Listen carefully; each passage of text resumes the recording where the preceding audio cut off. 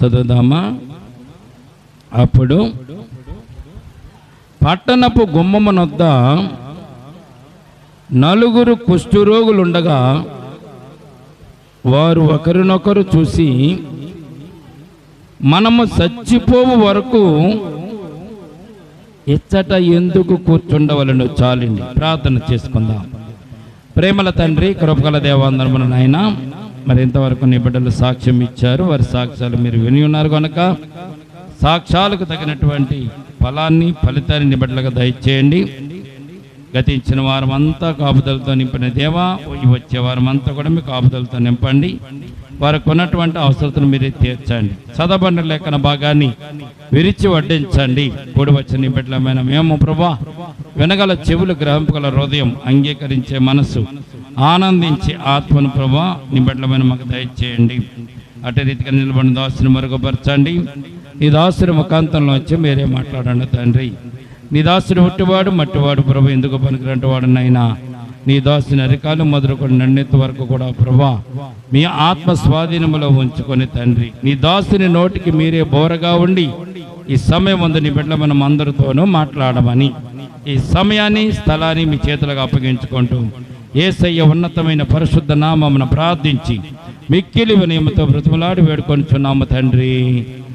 ఆమేన్, ఆమేన్. ప్రియమైన బిడ్డలారా, ఈ 2వ రాజుల గ్రంథము 7వ అధ్యాయము 3వ వచనాన్ని ఈ సందర్భంలో మనం చదువుకున్నాం.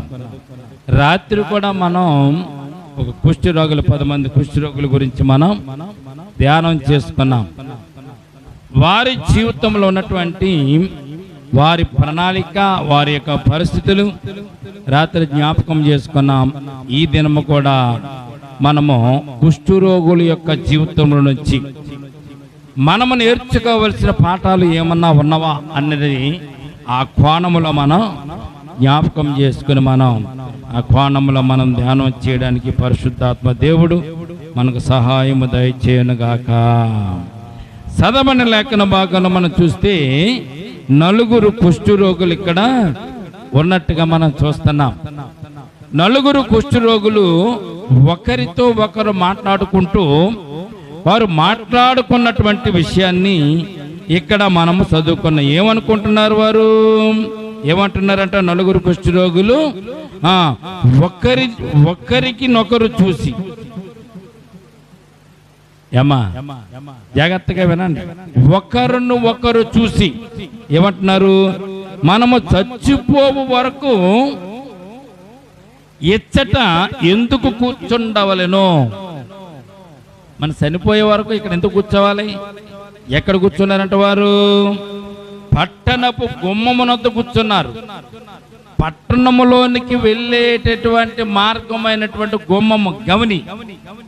ఆ పట్టణానికి అది గవని, ఆ పట్టణానికి అది ద్వారబంధం. మన ఇంటికి ఎలాగైతే ద్వారబంధం ఉంటుందో ఆ రోజుల్లో పట్టణాలకు కూడా ఒక గవని ఉండేది, పెద్ద ద్వారబంధం ఉండేది, చిన్నది కాదండి. బళ్ళు వెళ్ళడానికి, పెద్ద పెద్ద వస్తువులను తీసుకుని వెళ్ళడానికి దాదాపు 2 అంతస్తుల ఎత్తులో ఒక గుమ్మాన్ని కట్టి దానికి తలుపులు ఏర్పాటు చేసి ఆ తలుపుల దగ్గర సేవకులను కూడా కావలి ఉంచిన సందర్భాలు ఆ రోజుల్లో ఉన్నవి. వీరు లోపలికి వెళ్లకుండా ఆ గవిని దగ్గరే, ఆ పట్టణపు గుమ్మము దగ్గరే 4 కుష్ఠరోగులు బ్రతుకుతున్నారంట. ఎందుకు?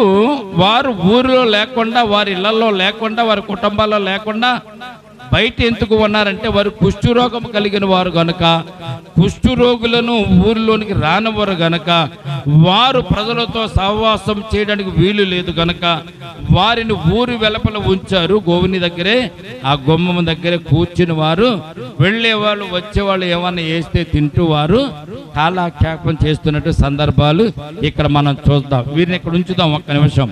వీరిని ఈ గుమ్మం దగ్గరే ఉంచుదాం. అయితే ఈ 2వ రాజుల గ్రంథము 6వ అధ్యాయం 24వ వచనం 24వ వచనం ఒక్కసారి మనం జ్ఞాపకం చేద్దామని చదువుదామండి. ఒకసారి ఈ కుష్ఠరోగులు అక్కడ కూర్చోబెడదాం. వారు ఎందుకు కూర్చున్నారో మనకు అర్థం అవుతుంది. వారు చెప్పుకుంటున్న మాటలు కూడా ఎందుకొరకు చెప్పుకున్నారో మనకు అర్థం అవ్వాలంటే ముందున్నటువంటి చరిత్ర మనం కొంచెం చదువుకోవాలి. 6వ అధ్యాయము వచ్చిన చదువుదామండి. అటు తర్వాత సిరియా రాజు అయినటువంటి బెన్హదదు తన సైన్యమంతటిని సమకూర్చుకుని వచ్చి సోమ్రోనునకు ముట్టడి వేసెను. అప్పుడు సోమ్రోనులో గొప్ప క్షామము కలిగి ఉండగా గాడిద యొక్క తల 80 రూపాయలకును అరపావు పావురపు రెట్ట 5 రూపాయలకును అమ్మబడుతున్నది అనే విషయాన్ని ఇక్కడ మనం చూస్తాం. ప్రియమైన బిడ్డలారా, ఏలియా ప్రవక్తగా ఉన్నటువంటి కాలం. అలాగే అక్కడ సోమ్రోనులో యెహోరాము రాజ్యము చేస్తున్నటువంటి, రాజ్య పరిపాలన చేస్తున్నటువంటి సందర్భం అది. ప్రియమైన బిడ్డలారా, ఈ యెహోరాము యొక్క జీవిత చరిత్ర మనం జ్ఞాపకం చేసుకున్నట్లయితే యెజెబెలు కుమార్తెను పెళ్లి చేసుకున్నటువంటి యెహోరాము యొక్క జీవితంలో చూస్తే యెజెబెలే విగ్రహారాధన చేసేది. యెజెబెలు కుమార్తెను చేసుకున్నటువంటి యెహోరాము కూడా విగ్రహారాధన జరిగించే సందర్భాలు, రాజుగా ఉండి కూడా దేవుడు రాజుగా చేసినటువంటి సందర్భంలో కూడా దేవునికి వ్యతిరేకముగా విగ్రహారాధన జరిపిస్తున్నటువంటి రాజ్యములో యెహోరాము రాజ్యం చేస్తున్నాడు. ఆ రాజ్యములో ఎలీషా ఏం చేస్తున్నాడండి? ఎలీషా అక్కడ ఎలీషా ఆ దేశానికి ప్రవక్తగా ఉన్నట్టుగా మనం చూస్తున్నాం. ప్రియమైన బిడ్డలారా, దేవుడు యెహోరాము యొక్క విగ్రహారాధన చూసి చాలా బాధపడి ఆ దేశములో, ఆ రాజ్యము మీదకి శత్రువు రాజులు ప్రవేశించేలాగా, శత్రువు రాజులు ముట్టడి వేసేలాగా దేవుడు అనుమతినిచ్చాడు. గనుక సిరియా రాజు అయినటువంటి బెన్హదదు వచ్చి ఆ యొక్క సోమ్రోను పట్టణాన్ని, ఆ సోమ్రోను పట్టణం మీద ఏం చేశారండి వారు? ఆ సోమ్రోను పట్టణాన్ని అంతటిని కూడా వారు ముట్టడి దెబ్బగా వేసేశారు. సోమ్రోను పట్టణాన్ని ముట్టడి దెబ్బగా వేశారు. ఏమని రాయబడి? సిరియా రాజైన బెన్హదదు తన సైన్యమంతను సమకూర్చుకుని వచ్చి సోమ్రోను, సమరయ అని కూడా అంటారు దాన్ని, సోమ్రోను పట్టణాన్ని ముట్టడి వేశారు. ఆ సోమ్రోను పట్టణాన్ని ముట్టడి వేయడం అంటే అర్థం ఏంటో తెలుసండి? ఒక ఇంటి చుట్టూ కావలి పెట్టినప్పుడు ఇంట్లోని వారు బయటికి రాకుండా తలుపులు మూసుకున్నప్పుడు, వారు తలుపులు మూసుకుని ఇంట్లోంచి బయటికి రాకుండా ఉండాలంటే ఏం చేయాలి అమ్మా? ఏం చేయాలి? వారి ఇంట్లోనికి ఆహార పదార్థాలు వెళ్లకుండా బంద్ చేయాలి, నీళ్లు వెళ్లకుండా బంద్ చేయాలి, కరెంటు వెళ్లకుండా బంద్ చేయాలి. బంద్ చేస్తే అప్పుడు కదా ఇంట్లో ఉన్న వాళ్ళు బయటికి రావడం. మనం ఇంట్లోకి వెళ్ళకూడదు, కానీ ఇంట్లో ఉన్న వాళ్ళందరూ బయటికి రావాలంటే, వారిని మనం చంపాలంటే, వారి మీద మనం హత్య ప్రయత్నం చేయాలంటే, మన ఇంటి గుమ్మం తొక్కకుండా వారు బయటికి రావాలంటే ఏం చేయాలి? వారికి వెళ్ళేటటువంటి సహకారాలన్నీ కూడా మనం వెళ్లకుండా ఆఫ్ చేస్తే ఎన్ని రోజులు ఉంటారు? మా అయితే 2 రోజులు, 3 రోజులు, 4 రోజులు, మా అయితే నెల. ఇంట్లో ఉన్న వస్తువులను బట్టి, ఇంట్లో ఉన్నటువంటి గ్రాసాన్ని బట్టి 1 నెల రోజులు వారు జాగ్రత్తగా నీళ్లు తాగనా బ్రతకవచ్చు. ఎన్ని నీళ్లు కూడా ఆపేశారు అనుకోండి, నీళ్లు కూడా వెళ్తలేదు అనుకోండి, త్రాగడానికి నీళ్లు కూడా లేనప్పుడు ఏం చేస్తారు? త్రాగడానికి నీళ్ళు సంగతి పక్కన పెడితే బాత్రూమ్కి వెళ్ళడానికి నీళ్లు కావాలి, లేకపోతే ఏదైనా వస్తువులు పడుకోవడానికి నీళ్లు కావాలి, స్నానం చేయడానికి నీళ్లు కావాలి. మీరు 2 రోజులు స్నానం చేయకుండా ఉంటారు? వారం అంటారమ్మా? వారం అంటారా? మరి అడుక్కుని తినేవాళ్ళు, యాత్ర చేసేవాళ్ళు, రోడ్డు అంటుండేవారు పడుకుంటూ ఉంటారు. వాళ్ళు సంవత్సరాలు స్నానాలు చేయరాళ్ళు, వాళ్ళు బాగానే ఉంటారు. ప్రియమైన బిడ్డలారా, కానీ ఈ సోమ్రోను పట్టణాన్ని ముట్టడి దెబ్బ సిరియా రాజు వేసినప్పుడు ఆ పట్టణంలోనికి వెళ్ళేటటువంటి నీటిని ఆపేశారు. అలాగే నీటితో పాటు ఆహార పదార్థాలు వెళ్లకుండా ఆపేశారు. చుట్టుపక్కల నుంచి ఆ గ్రామంలోనికి ఏమీ కూడా ప్రవేశించకుండా ముట్టడి దెబ్బను వేసేశారు. ఆ ముట్టడి దెబ్బ వేసేసరికి లోపల ఉన్నటువంటి ప్రజలు బయటికి రాకుండా శత్రువులకు భయపడి వారు లోపలే ఉన్నారు. కానీ లోపల ఉన్నటువంటి ఆహార పదార్థాలు ఎన్ని రోజులు వస్తాయి? బహుశా వస్తే 1 నెల రోజులు వచ్చి ఉంటాయి. తర్వాత 2వ నెల కాడి నుంచి కఠినమైపోయింది. ఇక 3వ నెల వచ్చేసరికి ఇంకా భారం అయిపోయింది. 4వ నెల వచ్చేసరికి ఇంకా క్లిష్ట పరిస్థితులు వచ్చేసినాయి. ఆ క్లిష్ట పరిస్థితులు వచ్చిన సందర్భంలో ఇక్కడ రాయబడినటువంటి మాట మనం చూస్తే చాలా ఆశ్చర్యం వేస్తుంది. ప్రియమైన బిడ్డలారా, చూడండి 25వ వచనం చదువుతాం ఒకసారి. అప్పుడు సోమ్రోను గొప్ప క్షామము, కరువు సంగతి పక్కన పెడితే కరువు కంటే ఎక్కువైపోయినటువంటి క్షామము అక్కడ కలిగి ఉండగా చూడండి, ఈ మాట రాయడానికి ఆ గ్రంథకర్త కూడా చాలా బాధపడి ఉంటాడు. ఈ మాట రాయడానికి, ఈ మాట ఇందులో లిఖించడానికి, రాయడానికి, చేర్చడానికి గ్రంథకర్త కూడా చాలా బాధపడి ఉంటాడు. ఎందుకంటే ఇశ్రాయేలు జనాంగము, క్రైస్తవులైనటువంటి వారు, దేవుని బిడ్డలైనటువంటి వారు తినకూడనటువంటి కొన్ని జంతువులు ఉన్నాయి. ఆ జంతువుల్లో పంది తినకూడదు, గాడిదని కూడా తినకూడదు, కొన్ని మాంసాలు మనము తినకూడనివి రాయబడి ఉన్నాయి.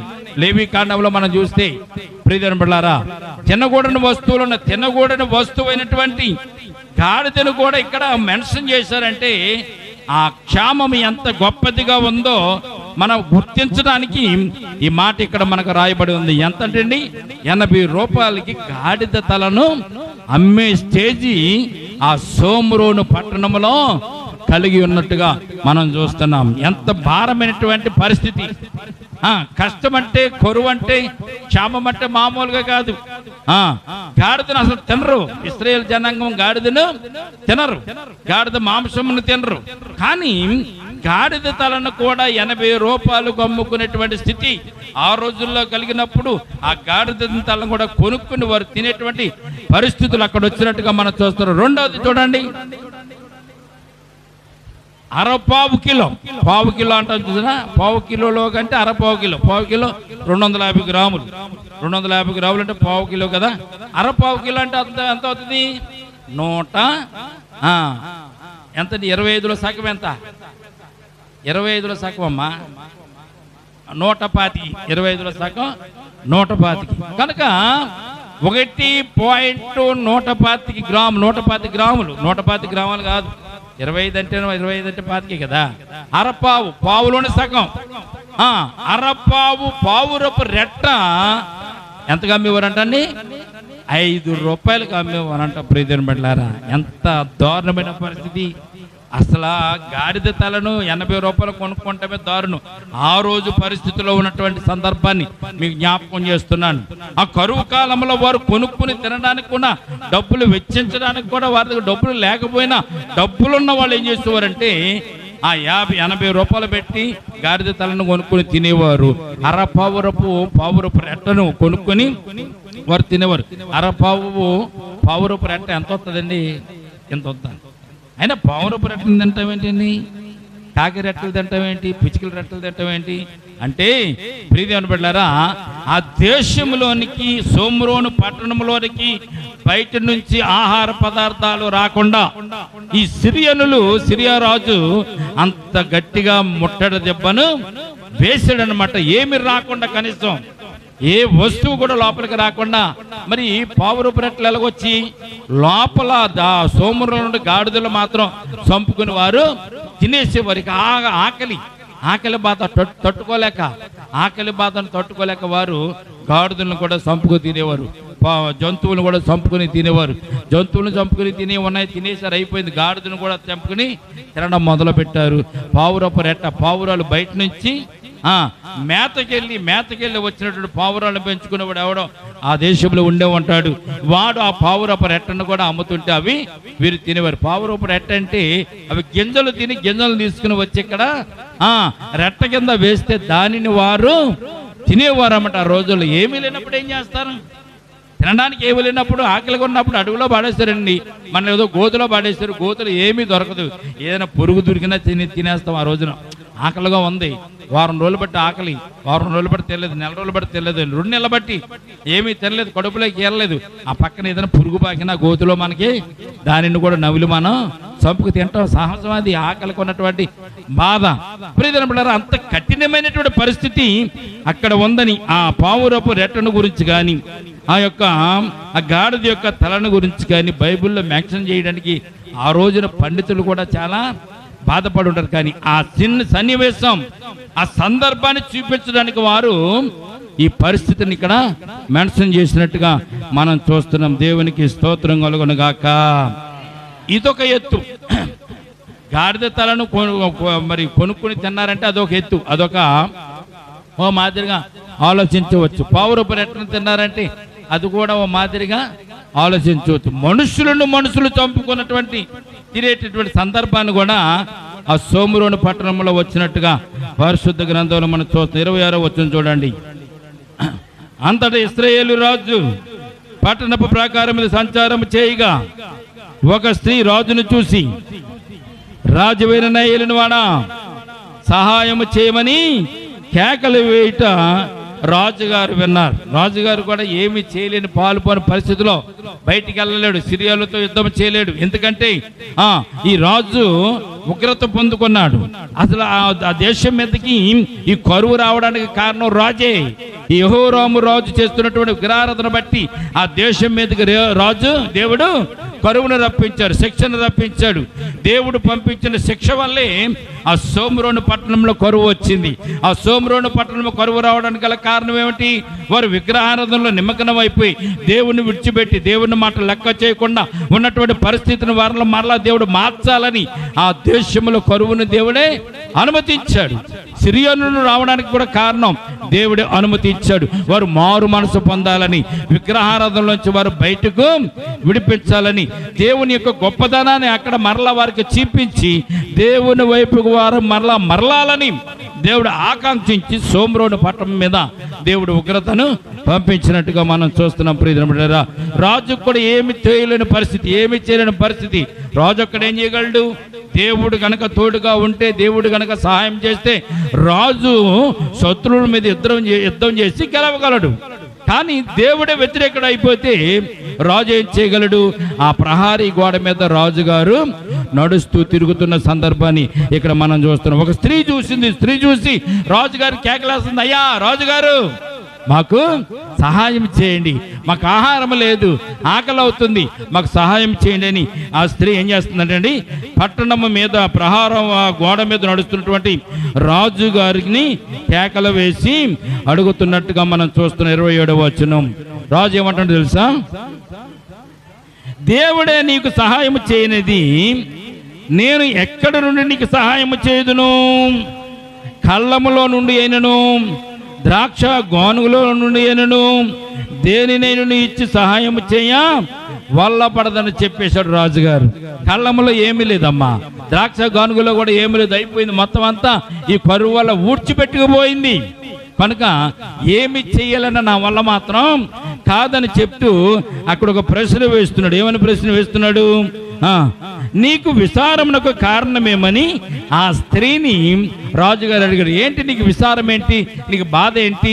ఆకలి తీర్చడానికి నా దగ్గర అయితే ఏమీ లేదు, ఇంకా నీకు విచారం ఏంటని అడిగితే ఆ స్త్రీ చెప్తున్న మాటలు వింటే మన హృదయాలు తల్లడిల్లిపోతాయి. ప్రియమైన బిడ్డలారా, కరువు ఎంత భారంగా ఉందో, ఆ ముట్టడి వేసినటువంటి ఆ కరువు వల్ల ఆ దేశం ఎంత భారంగా ఉందో ఆ స్త్రీ చెప్పే మాటలు వింటే మనకి హృదయం తరుక్కుపోతుంది. చదువుదామనా? నీ విచారం ఏంటని రాజుగారు అడిగినప్పుడు అది ఆ స్త్రీ, ఇద్దరు స్త్రీలు ఉన్నారు అక్కడ. ఆ స్త్రీ పక్క స్త్రీని చూసి, చూడండి ఏటి ఆహారమునకు నీ బిడ్డనిమ్ము, రేపు నా బిడ్డను భక్షించదమని చెప్పి మేము నా బిడ్డను వంట చేసుకుని తినేసామని చెప్తుంది. ప్రియమైన బిడ్డలారా, ఎంత బాధాకరమైన విషయం. వారిద్దరికి బిడ్డలు పుట్టారు, వారిద్దరికి బిడ్డలు ఉన్నారు. వీరిద్దరు కూడా స్నేహితురాళ్ళు అయినప్పుడు కరువు కాలంలో వారికి ఉన్న డబ్బు వెచ్చించి తినగలిగిన రోజులు తిన్నారు, గడపగలిగిన రోజులు గడిపేశారు. ఇక తినడానికి ఏమీ లేదు. గాడిద తల కొనుక్కోవడానికి కూడా వీరి దగ్గర డబ్బు లేదు. పావురపు రెట్టను కొనుక్కోవడానికి కూడా వీరి దగ్గర డబ్బు లేదు. వీరిద్దరు పక్కన జీవిస్తున్నారేమో, పక్క ఇంట్లోనే ఉంటున్నారేమో, పక్కనే ఉంటున్నారేమో. వారిద్దరు ఒక ఆలోచన కలిగారు, మనం బ్రతకాలంటే మన పిల్లలదే ఉంది, మరలా కావాలితే పిల్లల్ని కనొచ్చు. కనుక ఈ రోజు నా పిల్లను వండుకుని తిందాం, రేపు నీ పిల్లను వండుకుని తిందాం అని చెప్పి ఆలోచన చేసుకుని ఒకదాని పిల్లను వండుకుని తినేశారు. ఒకదాని పిల్లను కూర వండుకుని తినేశారు. ఇక ఆహారం ఏం లేదు, కూర. ఆ పిల్లవాడిని వండుకుని తినేసి భక్షించేశారు. కన్న బిడ్డను తినేసేటటువంటి పరిస్థితి. అంత భారమైన కరువు ఆ ప్రదేశంలో ఉన్నట్టుగా మనం చూస్తున్నాం. తన కుమారుని తన బిడ్డను వండుకుని తినేశారంట. తెల్లారి ఆమె బిడ్డను వండుకుని తిందామని తెల్లారబుద్ద లేచి, నీ బిడ్డ నువ్వు వండుకుని తిందామంటే లేదు నా బిడ్డలు లేడని చెప్పి దాచేసిందంట. ఈ విషయాన్ని ఎవరితో చెప్తున్నాయి? రాజుగారితో చెప్తుంది. ప్రియమైన బిడ్డలారా, రాజుగారితో ఈ విషయం చెప్పేసరికి బిడ్డలను వండుకునే స్థితిలోనికి కూడా, అంత కరువులోనికి కూడా వారు ఇచ్చేశారని రాజుగారు తెలిసినప్పుడు రాజుగారు ఉగ్రుడైపోయినట్టుగా వాక్య భాగం మనం చూస్తున్నాం. ఏంటని, నీ విచారమునకు కారణమేమడుగా, ఈ స్త్రీ నన్ను చూసి నేటి ఆహారమునకు నీ బిడ్డనిమ్ము, రేపు మనము నా బిడ్డను భక్షించుకుందామని చెప్పినప్పుడు మేము నా బిడ్డను వంట చేసుకుని తినేసారంట. బాధ కానీ భీతి కానీ నా కుమారుడు కానీ ఎందుకు చంపాలని కానీ వారికి ఏమి కూడా ఆలోచన లేదు. తర్వాత ఆమె బిడ్డను చంపుకొని తిందామనేటువంటి మరునాటి అందు నేను దాన్ని చూసి నేటి ఆహారములకు నీ బిడ్డను ఇమ్మని అడిగితిని కానీ తన బిడ్డను దాచిపెట్టినని రాజుగారితో చెప్పుని. ఎలాగుంటుందండి రాజుగారికి? ఒక పిల్లవాడిని వండుకొని తినేసేటటువంటి స్టేజీ ఎలా వచ్చిందో తెలిసింది. ఆ దినపు కరువు కాలం కనుక, క్షామకాలం కనుక, సిరియనులు చుట్టూ ముట్టడి వేశారు కనుక బయట నుంచి ఆహారం వచ్చే విధానం లేదు. లోపల ఉన్న ఆహారం మొత్తం అయిపోయింది. మనుషులు చంపుకు తినడం తప్ప వేరేటటువంటి అవకాశం అక్కడ లేనటువంటి పరిస్థితి. ఆ పరిస్థితిలో రాజుగారికి కోపం వచ్చి, ఆ కోపంతో ఏమంటుందో తెలిసింది, ఎలీషా ప్రవక్తను చంపుదామని ఎలీషా ప్రవక్త మీద కోపపడినట్టుగా, ఉగ్రత పడినట్టుగా పరిశుద్ధ గ్రంథంలో మనం చూడగలుగుతున్నాం. ప్రియమైన బిడ్డలారా, ఆశ్చర్యమైన విషయం, అటువంటి పరిస్థితులు మన దేశంలో రాలేదండి ఎప్పుడు కూడా. అటువంటి పరిస్థితులు మనకు పుట్టినది మొదలుకొని ఎప్పటి వరకు కూడా రాలే. యుద్ధాల సమయంలో వస్తుంది. దేశం మీదకి దేశం యుద్ధం వచ్చినప్పుడు, రెండో ప్రపంచ యుద్ధం, మూడో ప్రపంచ యుద్ధం, ఆ యుద్ధాలు వచ్చినప్పుడు ఆ యుద్ధం జరిగిన ప్రాంతాల్లో తినడానికి తిండి, కట్టుకోవడానికి వస్త్రాలు, త్రాగడానికి నీళ్లు లేని పరిస్థితులు, చాలా మంది చనిపోయినటువంటి సందర్భాలు ఉన్నాయి. కానీ మనుషులను చంపుకొని తినేటువంటి సాంప్రదాయం మనకు లేదు. ఇక్కడ ఈ కరువు కాలంలో వీరు మనుషులను చంపుకునేటువంటి పరిస్థితులను కూడా వీరు వచ్చేసినట్టుగా మనం చూస్తున్నాం. ప్రియమైన బిడ్డలారా, అయినను దేవుడు ఊరుకుంటాడా? దేవుడు ఊరుకోడు. దేవునికి ఒక ప్రణాళిక ఉంటుంది. ఎందుకు దేవుడు అంత ఉగ్రతను వారి మీదకు పంపించాడంటే, వారు విగ్రహారాధన చేస్తూ దేవుని మాటను వినకుండా, దేవునికి లోబడకుండా, దేవుని యొక్క ప్రవక్తను కూడా ఎదిరించిన సందర్భాలు అక్కడ ఉన్నాయి కనుక దేవుడు ఆ సోమరోను పట్టణం మీదకి దేవుడు ఉగ్రతను పంపించినట్లుగా పరిశుద్ధ గ్రంథంలో మనం చూడగలుగుతాం. ప్రియమైన బిడ్డలారా, అయితే దేవుడు ప్రవక్తతో మాట్లాడాడు. ఇంత ఉగ్రత ఉన్నప్పుడు, రాజుకు కోపం వచ్చినప్పుడు, రాజు ఎలీషా ప్రవక్తను చంపడానికి వచ్చినప్పుడు కూడా ఎలీషా ప్రవక్త ఏం పర్లా, నీ దేశంలో నీ పట్టణంను దేవుడు కాపాడతాడని చెప్పేటటువంటి సందర్భాన్ని 7వ అధ్యాయము మొట్టమొదటి వచనాన్ని మనం చూద్దాం. చూడండి, 7వ అధ్యాయం మొదటి వచనం చూడండి. దేవుని యొక్క ప్రవచనం మరలా దేవుడు ప్రవక్త ద్వారా మాట్లాడుతూ ఆ యొక్క సోమరోను పట్టణానికి క్షేమము కలుగుతుందని చెప్తున్నట్టుగా ఇక్కడ మనం చదువుతాం. 7వ అధ్యాయం మొదటి వచనం. అప్పుడు ఎలీషా రాజు ఇట్లనెను, రాజా, యెహోవా మాట ఆలకించు. ఇప్పుడు దాకా ఆలకించలేదు కనుకనే ఎంత దారుణమైన పరిస్థితులు తెచ్చుకున్నావు. యెహోవా మాట నువ్వు ఆలకించుము. యెహోవా సెలవిచ్చినది ఏమనగా, రేపు ఈ వేళకు సోమరోను ద్వారమందు రూపాయి 1 ఒక మానిక సన్నని పిండియు, రూపాయి 1 2 మానికల ఎవరును అమ్మబడును. అందుకు ఎవరి చేతి మీద రాజు ఆనుకొని ఉండును. అధిపతి యెహోవా ఆకాశమందు కిటికీలు తెరిచినను అలాగ జరుగునని ఎగతాళి చేసినటువంటి సందర్భాన్ని ఇక్కడ మనం చూస్తున్నాం. అక్కడ ఎలీషా ప్రవక్త చెప్తున్నాడు. ఎలీషా ఏం చెప్తున్నాడంటే, రాజుతో చెప్తున్నాడు, రాజా ఏం భయపడక్కర్లే, ఏమి భయపడక్కర్లే. నువ్వు చేసినటువంటి దుర్మార్గ పనులు బట్టి, విగ్రహారాధన పనులు బట్టి, దేశమంతటిని భ్రష్టత్వం చేసిన దాన్ని బట్టి దేవుడి ఉగ్రత నీ మీదకు పంపించాడు. ఎక్కడైనా బుద్ధి తెచ్చుకో, దేవుని మాటను ఆలకించు. ఇదిగో రేపు ఇవాళకి ఏంటంటే రేపటి సాయంకాల సమయం మందు యెహోవా సెలవు ఇచ్చింది. ఈ వేళకి, రేపు ఈ వేళకి సోమరోను ద్వారమందు రూపాయి 1 ఒక మానిక సన్నని పిండియు, రూపాయి 1 2 మానికల ఎవలునో అమ్మబడునని ప్రవక్త ఇక్కడ తెలియజేస్తున్నాడు. దేవునికి స్తోత్రం కలుగునుగాక. అప్పటి వరకు దాదాపు ఇంచుమించు 7 సంవత్సరాలు కరువు జరిగిపోయింది. సిరియనులు వచ్చి సోమరోను పట్టణాన్ని ముట్టడి దెబ్బగా వేసినటువంటి సందర్భంలో దాదాపు 7 సంవత్సరాలు జరిగిపోయి ఉండవచ్చు సుమారుగా. కనుకనే అంత భారమైన కరువు, అంత భారమైనటువంటి క్షామము ఆ ప్రాంతంలో కలిగి మనుషులు చంపుకుని తినేటువంటి పరిస్థితి, పిల్లలను కూడా వండుకుని తినేటువంటి పరిస్థితి అక్కడికి వచ్చింది. అప్పుడు దేవుడు కరుణించి దేవుడు మరలా ప్రవక్త ఎలీషాతో ఇక్కడ ప్రవచనాన్ని చెప్పిస్తున్నాడు, ప్రణాళికను చెప్పిస్తాడు. రేపు ఈ వేళకి సోమ్రోను గుమ్మమ్మ దగ్గర చూడండి, ద్వారమందు, సోమ్రోను ద్వారమందు రూపాయి ఒకటికి ఒక మానిక సన్నని పిండి. 80 రూపాయలకి గాడిద తలకాయని కొన్నారు. 5 రూపాయలకి పావురపు రెట్టను, అరపావురపు రెట్టను కొనుక్కున్నారు. కానీ రూపాయి ఒక్కటికి సన్నని 2 మానికల చూడండి, ఒంటికి ఒక మానిక సన్నని పిండి. మానిక అంటే ఎంత ఉంటుందండి? ఎన్ని కేజీలు? మానిక అంటే 2 కేజీలు అమ్మా. మాకు తెలవదులే, మన కేజీలు తెలుసు. మానిక అంటే 2 కేజీలు. తవ్వ అంటే అర కేజీ. 2 తవ్వలు అయితే కేజీ. మానిక అంటే 2 కేజీ. కొంచెం అంటే 8 కేజీ. ఇవన్నీ కూడా పూర్వకాలం వాళ్ళతో కొలతలు, మనకెందుకు అవి? మనం కిరాణా కొట్టు దగ్గరికి వెళ్తే కేజీలు అడుగుతాం, పావు కేజీలు అడుగుతాం. కానీ ఇప్పుడు రాళ్ళు ఎక్కడ ఉన్నాయి, కొంచాలు ఎక్కడ ఉన్నాయి, తవలు ఎక్కడ ఉన్నాయి, ఎక్కడ వెళ్ళవు. కనుక బైబిల్ గ్రంథంలో మనం చూసినట్లయితే రూపాయి ఒక్కటింటికి ఒక మానిక సన్నని పిండి అంట. మొత్తక పిండి కూడా కాదు, సన్నని పిండి. పిండి సన్నగా ఉంటే ఎక్కువ దూగుతుంది, మొత్తగా ఉంటే తక్కువ దూగుతుంది. మానిక సన్నని పిండి. రేపు ఈ సమయానికి గుమ్మమ్మ దగ్గర, ఎక్కడండి? ద్వారం దగ్గర, సోమ్రోను ద్వారమందు అమ్మబడతారు. రాజా వినమాట, దేవుడు చెప్తున్నాడు, రేపు ఈ సాయంకాలానికి రూపాయికి సన్నని పిండి అమ్మబడుతుంది. తర్వాత రూపాయి ఒకటింటికి 2 మానికల ఎవరు కూడా అమ్మబడతాయి. రూపాయి ఒక్కటింటికి 2 మానికల ఎవరు 4 కేజీల ఎవరు కూడా అమ్మబడతాయి అని చెప్పినప్పుడు రాజుగారు నమ్ముతాడా? నమ్మడానికి అవకాశం లేదు. 7 సంవత్సరాలు కరువు కలిగింది, 7 సంవత్సరాలు క్షామం కలిగింది. అందరు కూడా విసుకెత్తిపోయారు, ఆ ప్రజలందరూ కూడా. అటువంటిది రేపటి కంటే 24 గంటల్లో, రేపు సాయంత్రానికి, రేపు ఇవాళకి అంటే 24 గంటల్లో ఇంత అద్భుతం జరుగుతుందా? ఎక్కడి నుంచి వస్తుంది పిండి? ఎక్కడి నుంచి వస్తాయి యావలు? ఎక్కడి నుంచి ఆహారం వస్తుంది అని ఆలోచిస్తారు కదా. రాజు పక్కన రాజుగారికి మంచి నమ్మకమైన బంటు కూడా ఒకడు ఉన్నాడంట రాజుగారితో పాటు. ఆ నమ్మకమైన బంటు ఈ ప్రవక్త అయినటువంటి ఎలీషా చెప్తున్న మాటలు విని ఆ బంటు అంటున్న మాట ఒకసారి మనం జ్ఞాపకం చేసుకుందాం. ఏమంటున్నాడు? అధిపతి, ఆకాశమందు కిటికీలు తెరిచినాను.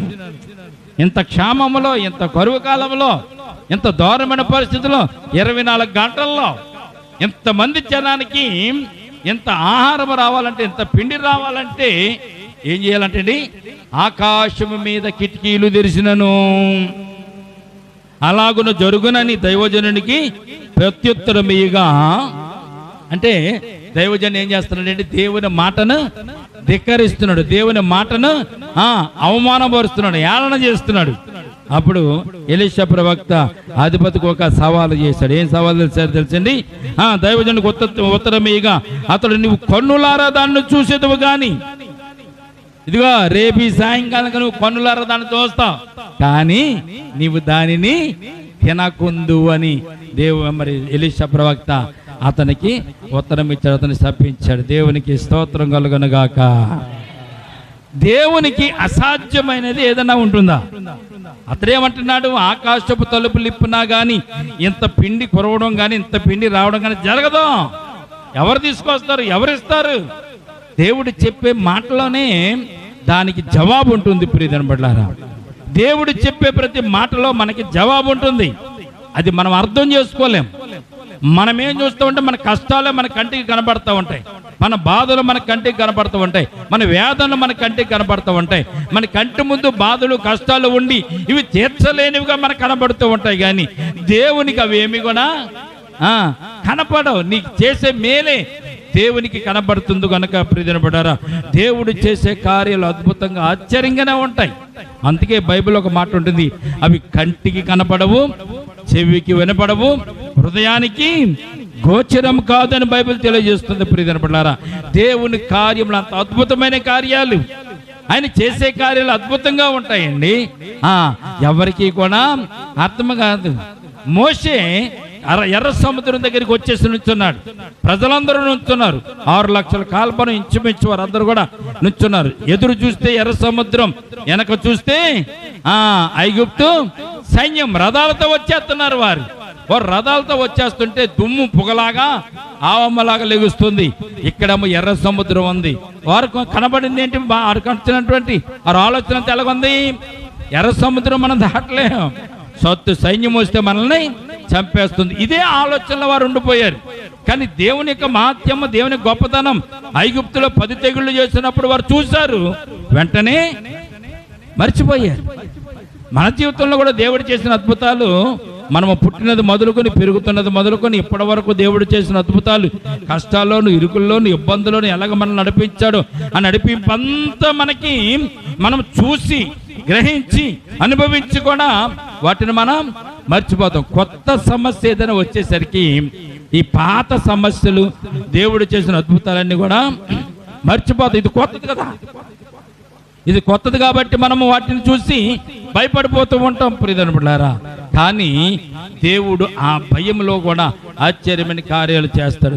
మోషే ఎందుకు నాకు ప్రార్థన చేస్తున్నా? కర్రచాప అన్నాడు. కర్రచాపేసరికి ఎర్ర సముద్రం 2 పాయలుగా చీలిపోయింది. 6 నెలలు వెళ్ళిపోయారు, ఒడ్డుకి వెళ్ళిపోయారు. మరలా కర్రని వెనక చాప, ఆ కర్రని వెనక చాపినప్పుడు ఈ సైన్యం అంతా మధ్యకి వచ్చి ఉంది. కర్ర ఎప్పుడైతే చాపాడో ఆ విడిపోయినటువంటి ఎర్ర సముద్రం 2 పాయలుగా ఎన్ని సముద్రం మరలా కలిసిపోయి ఆ సముద్రం వారందరూ మునిగిపోతే అప్పుడు ఇశ్రాయేల్ జనాంగం ఏమని చేశారా? దేవునికి ప్రార్థన చేశారు, పాటలు పాడారు. దేవునికి స్తోత్రం కలుగును గాక. కష్టం వచ్చినప్పుడు అదిరిపోతాం, గుండెలు అదిరిపోతాయి, నా పని అయిపోయిందిలే అనుకుంటాం. కానీ మరలా దేవుడు ఉపకారం చేసినప్పుడు, ఉపకారంలో నుంచి బయటకు వచ్చినప్పుడు మరలా సంతోషంతో మనం గొంతులు వేస్తాం. అప్పుడే సంతోషం వస్తుంది, అప్పుడే కష్టం వస్తుంది, అప్పుడే బాధ కలుగుతుంది, అప్పుడే నవ్వు కలుగుతుంది. ఇవన్నీ కూడా దేవుడు ఏం చేసినట్టండి, సుఖ దుఃఖములను మానవుని జీవితంలో చక్రము మాదిరిగా దేవుడు మన మధ్యలో ఉంచానని బైబిల్ గ్రంథం, ప్రసంగి గ్రంథం తెలియజేస్తుంది. దేవునికి స్తోత్రం కలుగును గాక.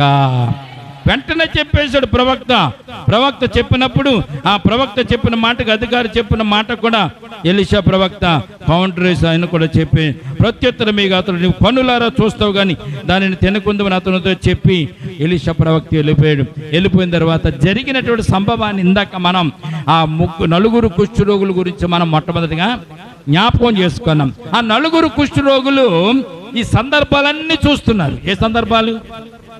ఈ కరువు కాలము రావడం, 80 రూపాయలకి ఆ గాడిద తలను వారు కొనుక్కుని తినడం, తర్వాత అరపౌరపు రెట్టను 5 రూపాయలకి కొనుక్కుని తినడం, ఒక పిల్లవాడిని చంపుకుని తినేయడం, క్షామం ఎంత భారంగా ఉందో ఇవన్నీ కూడా బయట నుంచి వీరు వింటున్నారు. గుమ్మంలో నుంచి వింటున్నారు, లోపలికి వెళ్ళడానికి అవకాశం లేదు. కాబట్టి వీళ్ళ కుష్ఠరోగులు కనుక వీరిని ఎవరు కూడా తాకకూడదు, వీరు కూడా ఎవరితోనూ సహవాసం చేయకూడదు. కనుక ఆ గవని దగ్గర, గుమ్మమ్మ దగ్గరే, ఈ సోమరోను గుమ్మమ్మ దగ్గర వీరు కూర్చొని వింటున్నారు. వింటూ వారు ఒక ఆలోచనను చేసినట్లుగా పరిశుద్ధ గ్రంథంలో 3వ వచనంలో మనం చదువుతున్నాం. 3వ వచనం మరలా చదువుదాం, చదవండి. అప్పుడు పట్టణపు గుమ్మమునొద్ద 4 కుష్ఠరోగులుండగా వారు ఒకరినొకరు చూసి, మనము చచ్చిపోవు వరకు ఎచ్చట ఎందుకు కూర్చుండవలను? 4వ వచనం చదువుతున్నారు చూడండి. పట్టణములోనికి పోవుదమనుకుంటేమా, పట్టణమందు క్షామమన్నందున అచ్చటను చనిపోవుదుము, ఎచ్చటగా ఊరకన కూర్చున్నను ఎచ్చటను చనిపోవుదుము. పదండి, సిరియన్ల దొండిపేటలకు పోవుదము, రండి, వారు మనను బ్రతకనిచ్చిన బ్రతుకుతాము, మనలను చంపిన సొత్తుమని చెప్పుకున్నారు. దేవునికి స్తోత్రం కలుగును గాక. వీరికి ఏం ఆలోచన వచ్చిందో తెలుసా? లోపల నుంచి ఎవరు మనకు అన్నం పెట్టలేదు, ఇక్కడ చచ్చిపోతాం మనం. రెండవది, ఒకవేళ లోపలికి వెళ్తామంటే లోపల క్షామం ఉంది, అక్కడ చచ్చిపోతాం. మూడవది, ఒకవేళ సిరియన్లోకి వెళ్దాం, సిరియన్ దండులోకి వెళ్దాం, వాళ్ళ శత్రువులైన వాళ్ళ దగ్గరికి వెళ్దాం, వాళ్ళు ఏమైనా ఆహారం పెడితే తిందాం, చంపేస్తే చచ్చిపోదాం. 3 విషయాలు. ఎక్కడున్నా చనిపోతాం మనం. మొట్టమొదటి, లోపలికి వెళ్ళినా చనిపోతాం. రెండవది, సిరియన్లు దొండుపేటలోకి వెళ్ళినా మనం చనిపోతాం. మూడవది, ఎక్కడికి వెళ్ళినా మనం చేసేది ఏంటి? మనకు జరిగేది ఏంటి? చచ్చిపోవడమే మార్గం. ఇంకో మార్గం లేదు. మనం ఎలాగైనా చనిపోతాం కాబట్టి మనము ఒక నిర్ణయాన్ని తీసుకుందాం. అక్కడైనా చనిపోతాము, ఇక్కడైనా చనిపోతాము, వారి దగ్గరైనా చనిపోతాము కనుక ఒక నిర్ణయాన్ని మనం తీసుకుందామని ఒక నిర్ణయాన్ని వారు తీసుకున్నట్టుగా పరిశుద్ధ గ్రంథంలో మనతో సిరియనుల పేటలోనికి వెళ్దాం. ఇక్కడ ఉంటే చచ్చిపోతాం, ప్రయోజనం లేదు. లోపలికి వెళ్దామా, క్షామం ఉంది, అక్కడ చనిపోతాం, దానివల్ల ప్రయోజనం లేదు. సిరియను దండులోకి వెళ్తే విషయం ఏంటో తెలుస్తుంది. పెడితే ఆహారం పెడతారు, లేకపోతే మనలను చంపేస్తారు. ఎక్కడైనా చనిపోతాం, ఎలాగైనా చనిపోవడమే. మనం వల్ల ఇతరులకు ఏదైనా మేలు కలిగిందనుకో, అది దేవుడు చూసి మనలను ఆశీర్వదిస్తాడు కదా అనుకుని ఆలోచన చేసి వారు బయలుదేరినట్టుగా మనం పరిశుద్ధ గ్రంథంలో మనం చూస్తాం. సామెతల గ్రంథం 8వ అధ్యాయము 14వ వచనాన్ని ఈ సందర్భంలో ఇక్కడ ఒక్కసారి మనం కోట్ చేద్దాం. ఆలోచన ఇచ్చేది ఎవరు? తలంపులు ఇచ్చేది ఎవరు? మంచి ఆలోచన ఇచ్చేది ఎవరు? దేవుని ప్రణాళికను నెరవేర్చడానికి ప్రణాళికాబద్ధంగా నడిపించేది ఎవరు? చదవండి ఒకసారి. 8వ అధ్యాయము 14వ వచనం సామెతల గ్రంథం. ఆలోచన చెప్పుటయు లెస్సైన జ్ఞానమునిచ్చటయు నా వశము అన్నాడు దేవుడు. ప్రియదనబడారా, ఎవరు వశం అంటే అండి? యెహోవా వశము. దేవునికి స్తోత్రం కలుగును గాక. ఒకవేళ ఏ తలంపు నీకు పుట్టలేదు, ఏ ఆలోచన నీకు రాలేదు, ఏ ఆలోచన ఏ తలంపు నీకు పుట్టనప్పుడు నువ్వు దేవుని సమ్ముఖమందు కూర్చుని మోకరించి ప్రార్థన చేస్తే దేవుడు అద్భుతమైనటువంటి ఆలోచన నీకు ఇస్తాడు. ఇక్కడ ఎలీషా ప్రవక్తతో చెప్పిన మాట ఏంటి? రేపు ఇవాళకి ఈ సోమ్రోను నగరం యొక్క గుమ్మము ముందు ఏమన్నాడండి? 1 రూపాయికే సన్నన పిండి అమ్మబడుతుంది, 1 రూపాయికే 2 ఎవలను మీకు దొక్కుతాయని దేవుడు చెప్పాడు కదా. ఆ ప్రణాళిక నెరవేరాలంటే దేవుడు ఎవరిని ఏర్పాటు చేసుకోవాలి? ఎవరినొకరిని ఏర్పాటు చేసుకుని సోమ్రోను మరి సిరియనులు దండులోకి వెళ్ళాలి కదా. సిరియను దండులోనికి వెళ్ళాలంటే ప్రియమైన బిడ్డలారా, వారు ఏదో రకంగా అక్కడ అద్భుత కార్యములు దేవుడు జరిగించాలని సత్యాన్ని దేవునికి తెలుసు కనుక దేవుడు వీళ్ళకి ఆలోచన ఇచ్చాడు. ఎవరికి? అంటరాని వారైనటువంటి, కుష్ఠరోగులైనటువంటి, ప్రజలతో సంబంధం లేని వారు, ఆ గౌని దాటి ముందుకు వెళ్ళలేటువంటి పరిస్థితులు ఉన్నటువంటి వారు బ్రతుకుకి అర్థం లేదు, ఇక వారి పరిస్థితులకు కూడా అర్థం లేదు. ఈ రోజు కూడా మనము కూడా ఎక్కడ ఉన్నవాళ్ళం అక్కడ ఉంటున్నాం. మన పరిస్థితి ఇంతేనండి. మనల్ని ఎవరు బాగు చేయలేరండి. దేవుని దగ్గరికి వెళ్దామా, అక్కడ బాగుపడడం, ఇంటికాడ ఉందామంటే ఇక్కడ బాగుపడదాం, ఊళ్ళోకి వెళ్దామంటే ఊళ్ళో కూడా బాగుపడడం. మన పరిస్థితి ఇంతేనండి. మనం ఎక్కడ ఉన్నవాళ్ళం అక్కడ ఉంటున్నాం.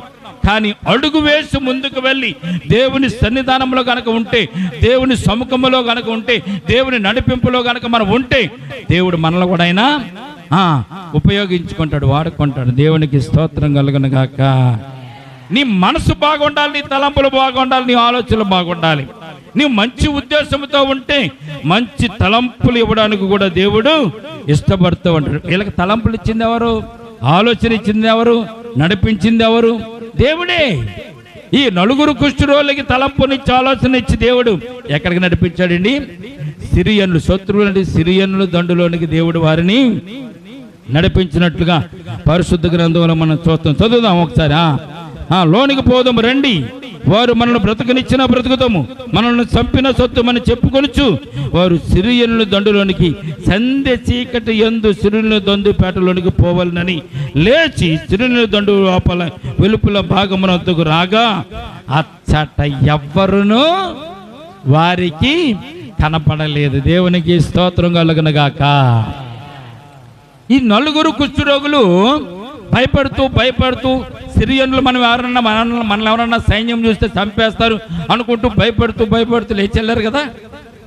లేచెళ్ళేసరికి ఆ సిరియన్లు ఉన్నటువంటి దండు దగ్గరికి వెళ్ళేసరికి ఆ సిరియన్లు మోకరించి ఉన్నటువంటి ఆ ప్రాంతమంతా, వారు డేరాలు వేసుకున్నట్టు ప్రాంతమంతా ఏముందంటే గుర్రాలు కట్టి ఉన్నాయి, అలాగే గుర్రాలకు సంబంధించిన మేత ఉంది, వారు వేసిన డేరాలు ఉన్నాయి, కానీ ఆహార పదార్థాలు ఉన్నవి.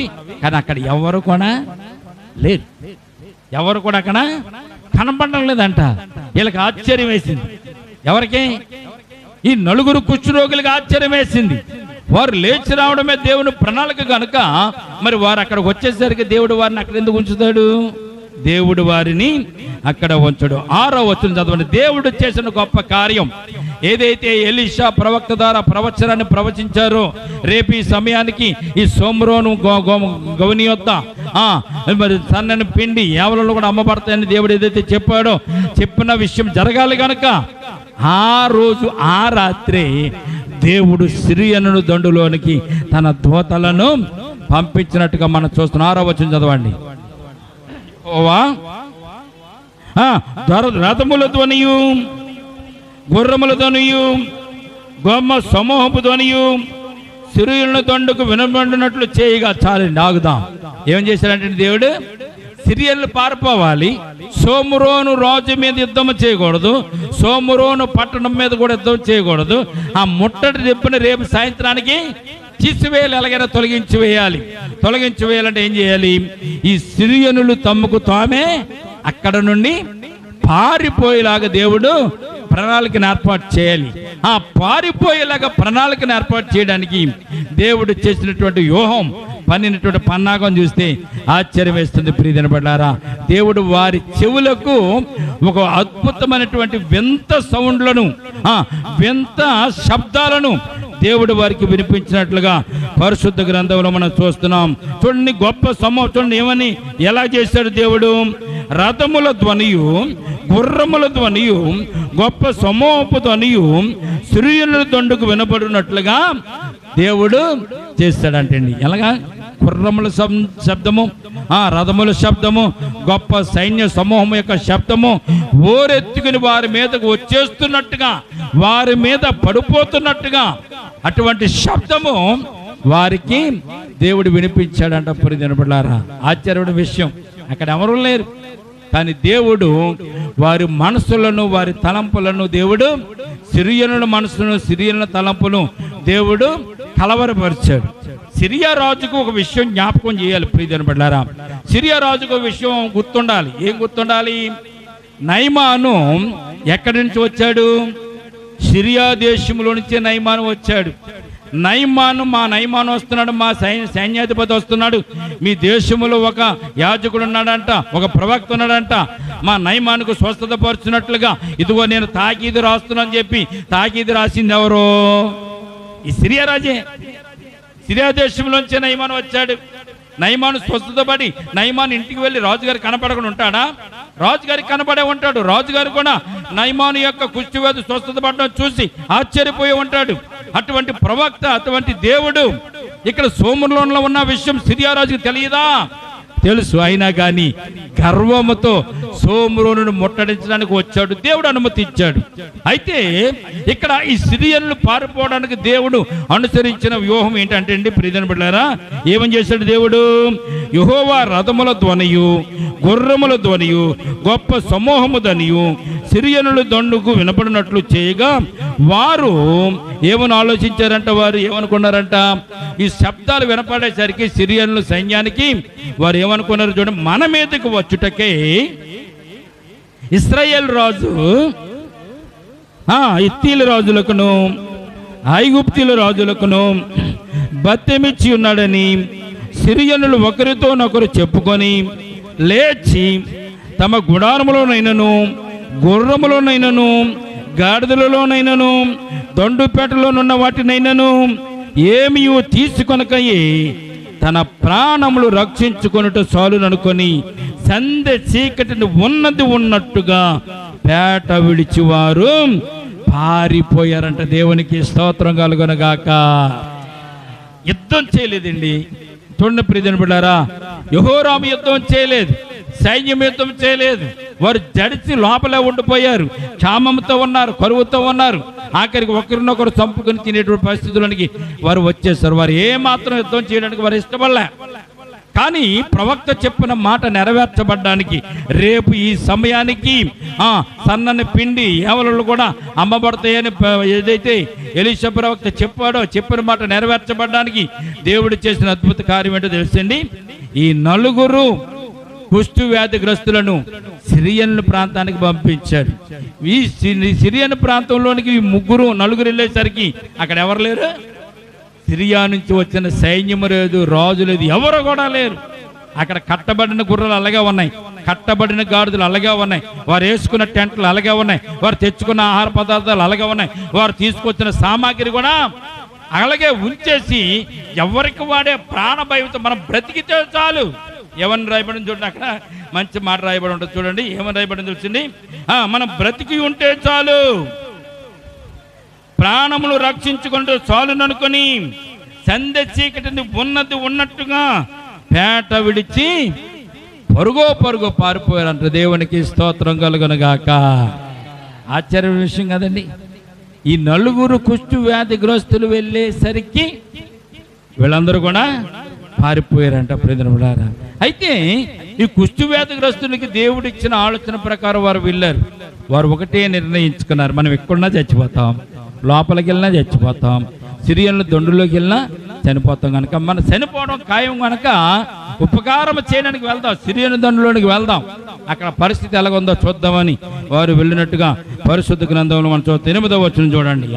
కాబట్టి ఆ కుష్ఠరోగులు దండుపేట వెలుపటి భాగమునందుకు వచ్చి ఒక గుడారములోనికి చొచ్చి భోజనపానములు చేసి అచ్చటి నుండి వెండి బంగారములను బట్టలను ఎత్తుకొని పోయి వేరొక చోట దాచిపెట్టి తిరిగి వచ్చి మరి ఒక గుడారమును చొచ్చి అచ్చటి నుండి కూడా సొమ్ము ఎత్తుకొని పోయి దానిని కూడా దాచిపెట్టిరి. చూడండి, వీరు గుడారంలోకి వెళ్ళారు, ఎవరు కనపడకపోతే మొట్టమొదటి మరి వారికి ఉన్నటువంటి ఆశ ఏంటి, మొట్టమొదటి వారి ప్రణాళిక ఏంటి, ఏదో రకంగా కడుపు నింపుకోవాలి, భోజనం నింపుకోవాలి. ఒక గుడారంలోకి వెళ్ళారు, భోజన పదార్థాలను తినేశారు. ఆ గుడారములో బంగారమును వెండిని తీసుకున్నారు, తీసుకుని వెళ్ళి ఒక చోట దాచిపెట్టి వచ్చారు. 2వ గుడారంలోకి వెళ్ళారు, మరలా అందులో కూడా వెండి బంగారం దాన్ని కూడా తీసుకెళ్ళి దాచిపెట్టి వారు వచ్చారు. 9వ వచనం చూడండి, వారు మనము చేయనేది మంచి పని కాదు. ఏమైనా అన్నారు, మనం చేసేది మంచి పని కాదు. మంచి పని ఎందుకు కాదు, అది వారికి దొరికింది, ఊరకనే దొరికింది, వారు వచ్చారు కాబట్టి వారికి దొరికింది కాబట్టి వారు తిన్నారు, వారు దోసుకున్నారు, అది మంచి పని, వారికి సంబంధించి మంచి పనే. అందులో ఒకడు అంటున్నాడు, ఇది మనకి మంచి పని కాదు. ఎందుకు మంచి పని కాదు, ఇక్కడ శత్రువులు లేరు, ముట్టడి వేసిన వారు లేరు, సిరియనులు లేరు, అక్కడ సోమరంలో కరువుతో ఇబ్బంది పడుతున్నారు, కాటకముతో ఇబ్బంది పడుతున్నారు, తినడానికి ఆహారం లేకుండా ఇబ్బంది పడుతున్నారు.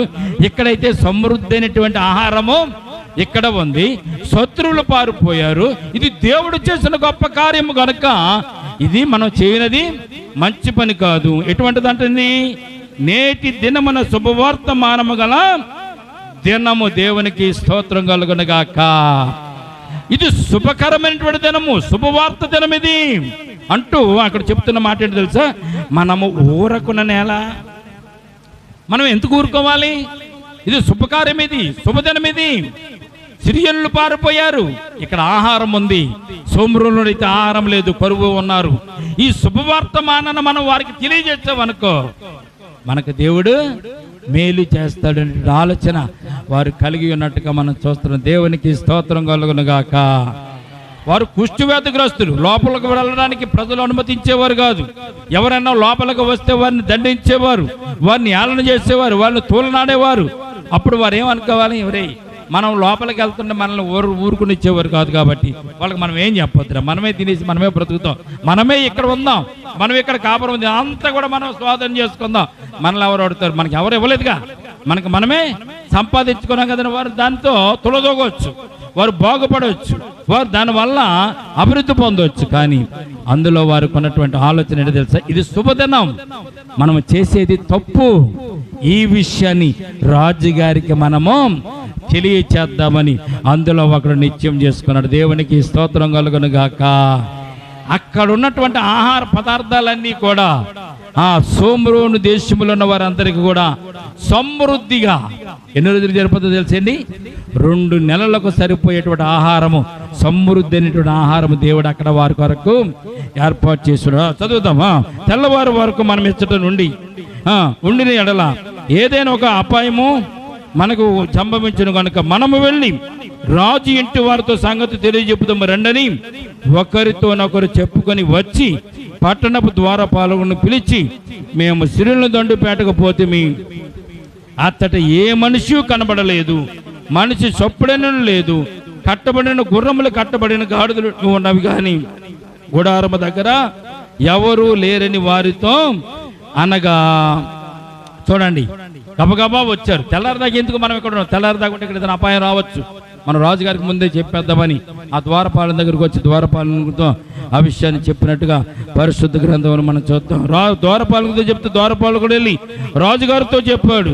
రాజుగారితో చెప్తే రాజుగారు ఒక మాట అన్నాడు. రాజుగారు ఏమంటే తెలుసా?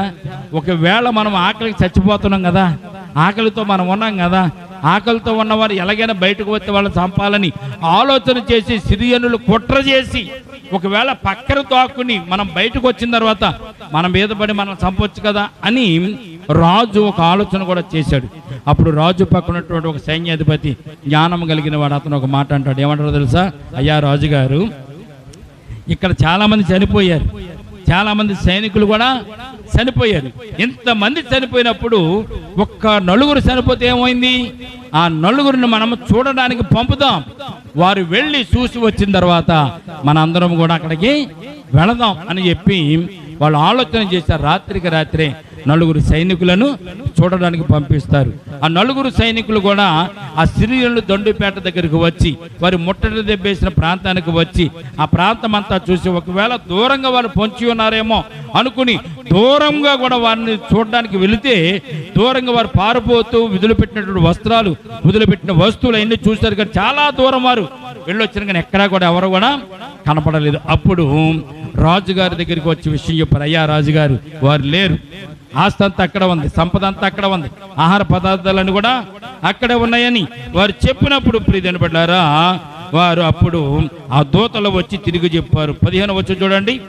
కాబట్టి వారు వెనుక యోర్దాను వరకు పోయి సిరియనులు తొందరగా పోవచ్చు, పోయినంత లెక్క పారవేసిన వస్త్రములను సామాన్లను చూసి ఆ దూతలు తిరిగి వచ్చి రాజుతో సంగతి తెలియ చెప్పగా 16 వచ్చి చదవండి. జనులు బయలుదేరి సిరియనుల దండుపేటను దోచుకుని కాబట్టి యెహోవా మాట చెప్పున రూపాయి ఒక్కంటికి ఒక మానిక సన్నన పిండియు 2 మానికల ఎవలను అమ్మబడిన దేవునికి స్తోత్రం కలుగనగాక. ఎలీషా ప్రవక్త చెప్పిన మాట దేవుడు 24 గంటలు దాటక ముందే అక్కడ జరిగించాడు. మరి ఒక అధిపతి అన్నాడుగా, అధికారి అన్నాడుగా, ఏమని? దేవుడు ద్వారములు తెరిచినా కానీ కిటికీలు తెరిచినా కానీ ఈ విషయం జరగదని చెప్పాడు కదా. వాడి సంగతి ఏమైందో కూడా చూద్దాం. ఇక్కడ చదువునా, ఎవని చేతి మీద రాజు ఆనుకుని ఉండును ఆ అధిపతి ద్వారం వద్ద నిలబడుటకును నిర్ణయం. ఆ అధిపతిని ద్వారం దగ్గర నిలబెట్టేశారు. రాజుగారు నిలబడి ఉండగా రాజు దైవజను యొద్దకు వచ్చినప్పుడు ఆ దైవజనుతో చెప్పిన ప్రకారము ద్వారమందు జనులు ఆహారము కొనుక్కునేటువంటి తురుకుడి చేత అతడు మరణమాయను. మరియు రూపాయి ఒక్కింటికి 2 మానికలు ఎవరును, రూపాయి ఒక్కింటికి 1 మానిక సన్నని పిండియు రేపు ఈ వేళప్పుడు సోమరోనులు అమ్మబడునని దైవజనుడు రాజుతో చెప్పిన మాట నెరవేరును. దేవునికి స్తోత్రం కలుగునుగాక. అధిపతి అన్నాడు కదా, కిటికీలు తెరిచినా కానీ ఇది జరగదని. కిటికీలు తెరవకుండా దేవుడు కార్యమును జరిగించి అక్కడ కార్యం చేసినప్పుడు ఆ అన్నటువంటి వాడు కిటికీలు తెరిచినా కానీ ఈ గొప్ప కార్యం జరగదని ఎవడైతే చెప్పాడో వాడే ఆ తొక్కిసలాతులో వాడు చనిపోయాడు. వాడు తినలేకపోయాడు, వాడి నోటికి ఎలా లేకపోయింది. ప్రియమైన బిడ్డలారా, మరి ఈ సందర్భంలో మనం జ్ఞాపకం చేసుకోవాలి. ఆ యొక్క 4 కుష్టు వ్యాధిగ్రస్తుల యొక్క ఆలోచన ఎంతమందిని బ్రతికించిందండి? సోమ్రోను పట్టణంలో ఉన్నటువంటి ప్రతి మనిషిని కూడా బ్రతికించింది. దేవుని ప్రణాళికను నెరవేర్చడానికి దేవుడు ఎవరినైనా ఉపయోగించుకుంటాడు, ఎవరికైనా జ్ఞానం ఇస్తాడు, ఎవరికైనా తెలివినిస్తాడు.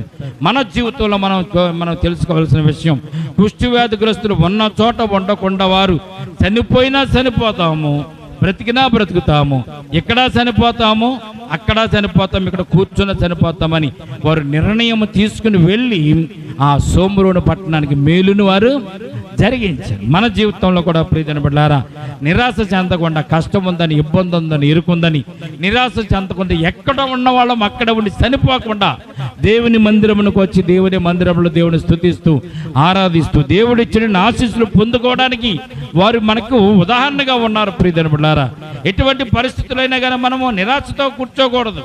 నిరాశతో ఏ పని చేయకుండా మనము ఉండకూడదు. మన పరిస్థితి బాగాలేదు, మనకు ఆదాయం లేదు, మనకు డబ్బు లేదు, మన సంతోషం లేదు, అనారోగ్యంతో ఉన్నాం, మన బతికి ఇంతే అని అక్కడ చనిపోకూడదు. ఈ యొక్క కుష్టి వ్యాధిగ్రస్తులాగా మనం కూడా ఆలోచన చేసి మనం లేచి పనులు చేసుకోవడానికి, లేచి తిరగడానికి, ఎదుటి వారికి ఉపయోగపడేలాగా మనం కూడా జీవించడానికి మనము ప్రయత్నం చేయాలి. కుష్టి వ్యాధులకు వచ్చిన ఆలోచన మంచిది. మనం ఇక్కడ చనిపోతాము, లోపలికి వెళ్ళినా చనిపోతాము, సిరియన్ల దగ్గరికి వెళ్ళినా చనిపోతాము, ఎక్కడైనా చనిపోతాం. కనుక ఒకవేళ దేవుడు మంచి చేస్తే ఆ ప్రాంతంలోంచి మనం ఆహారం వీరికి తేవచ్చునని వారు బయలుదేరి వెళ్ళారు. ప్రియమైన వారి ఆలోచన కాకపోతే ఆలోచన ఇచ్చిన వాడు దేవుడే, జ్ఞానం ఇచ్చిన వాడు లేడు. లెస్సైన జ్ఞానము ఆలోచన చెప్పటి లెస్సైన జ్ఞానం ఇచ్చడు యెహోవా వచ్చమని బైబిల్ గ్రంథం తెలియజేస్తుంది. అటు రీతిగా మనం దేవుని నడిపింపులో ఉందాం, దేవునితో మనం నడుస్తాం, దేవుని కృపకు మన పాత్రలు అవుదాం. ఈ మాటలు దేవుడు దీవించి మనలను ఆశీర్వదించును గాక. తల వంచండి, ప్రార్థన చేసుకుందాం. ప్రేమల తండ్రి, కృపగల దేవాంధ్రములనైనా ఈ మధ్యాహ్న కాల సమయం అందునైనా ప్రభా, సోమరులో వచ్చినటువంటి కరువును బట్టి నేను ప్రభా, సోమరు ఉన్నటువంటి విగ్రహారాధన బట్టి నైనా సిరియనుడు ప్రభా సోమరోజు మీద నన్ను దండెత్తి రావడానికి మీరు అనుమతి ఇచ్చారు. సోమరులను కరువును బట్టి, భారమును బట్టి నేను ప్రజలందరూ నేను ప్రభా చనిపోతున్న పరిస్థితులను బట్టి నేను ప్రభా రాజును రక్షించడానికి, సోమరోను ప్రజలను రక్షించడానికి, నేను ఎలీషా ప్రవక్త ద్వారా మీరు చెప్పిన మాటను నెరవేర్చడానికి నేను ప్రభా నలుగురు కుష్ఠరోగులకు నేను ప్రభు జ్ఞానం ఇచ్చి, తెలివినిచ్చి, సిరియను దండులోనికి వారిని పంపించి అక్కడ ఆహారం ఉందని, శత్రువులు లేరనే విషయాన్ని మరలా రాజుగారికి తెలియజేసి రాజుగారి జీవితంలో గొప్ప కార్యం జరిగించిన గొప్ప దేవుడవ తండ్రి, మీరు ఇచ్చిన మాట నెరవేర్చగలిగినటువంటి దేవుడు అని తండ్రి ఈ సందర్భంలో తెలుసుకోవడానికి నేను కృపనిచ్చినందుకు స్తోత్రాలు. మా జీవితంలో మాకున్న అనారోగ్యాలను బట్టి, కష్టాల బట్టి, అవరోధాలను బట్టి, ఇరుకులు బట్టి, ఇబ్బందులు బట్టి నేను ప్రభా నైనా మేము కూడా ఒకవేళ కృంగిపోయి ఎక్కడ పడితే ఎక్కడే ఉంటున్నావేమో నేను ప్రభు మేము అలాగ ఉండకుండా నేను ప్రభు నీలో నడవాలని, జీవించాలని, నేను నీ చిత్తానుసారంగా నేను ప్రభు మేము బ్రతకాలని నేను నలుగురు కుష్ఠరోగులకు మీరు జ్ఞానం ఇచ్చి నడిపించిన విధానాన్ని బట్టి మేము జ్ఞాపకం చేసుకుంటూ ప్రభు మీ సన్నిధానంలో మేము కూడా ప్రభు నీ బిడ్డలుగా, నీ సొత్తైన ప్రజలుగా అనేక మందికి సాక్షిగా మేము కూడా ఉండడానికి నీ కృప మాకు దయచేయండి. విన్నటువంటి వాక్యాలు నీ బిడ్డల హృదయాల్లో ఫలింప చేయండి ప్రభువా. నైనా నీ బిడ్డల జీవితాల్లో ప్రభు ఉన్నటువంటి ప్రతి అక్కరతల అవసరంతో మీరే తీర్చండి. ఈ వాక్యం ఎవరైతే విన్నారో వారందరూ జ్ఞాపకం చేసుకొని వారి జీవితంలో అద్భుత కార్యాలు, ఆశ్చర్య కార్యాలు జరిగించండి. నైనా క్షామమైనటువంటి కరువును కూడా ప్రభు తీర్చగలిగేటువంటి గొప్ప దేవుడు తండ్రి, శత్రువులను భయపెట్టి తరిమి నైనా ప్రభువా పారిపోయేలా చేసిన గొప్ప దేవుడు తండ్రి, నైనా యుద్ధము చేయలేదనైనా ప్రభు, కత్తి దియలేదనైనా నైనా అలాగే నేను ప్రభు నైనా బాణములు నేను ఉపయోగించలేదు నేను ప్రభు, ఒక్కరు కూడా ప్రభు యుద్ధ సన్నద్ధులై వారి మీదకి వెళ్ళలేదు. కానీ ప్రభు నీ భయం చేత నేను ప్రభు వారు పారిపోయేలాగా నేను చేసిన గొప్ప దేవుడు. మా జీవితంలో కూడా శత్రువు అనేక రకాలుగా ముట్టడి వేస్తున్నాడు, అనేక రకాలుగా కరువులు రప్పిస్తున్నాడు, అనేక రకాలుగా శ్రమలను మా మీద నేను ప్రభు పంపిస్తుండగా నేను ప్రభు వాటికి జడియకుండా బెదరకుండా మీ అందు విశ్వాసం ఉంచి మేము ముందుకు సాగడానికనైనా నీ కృప మాకు దయచేదురు కాకని విన్నటువంటి వాక్యాన్ని ప్రభు నీ బిడ్డల హృదయాల్లో ఫలింపచేయమని, వచ్చే వారం అంతా కూడా మీ కాపుదలతో నింపమని, చేసిన ప్రార్థన పాద సన్నిధికి చేర్చుకోమని నజరుడైన యేసు క్రీస్తు పరిశుద్ధ నామమున ప్రార్థించి మిక్కిలి వినయముతో బ్రతిమలాడి వేడుకొనుచున్నాము తండ్రి. ఆమేన్, ఆమేన్, ఆమేన్.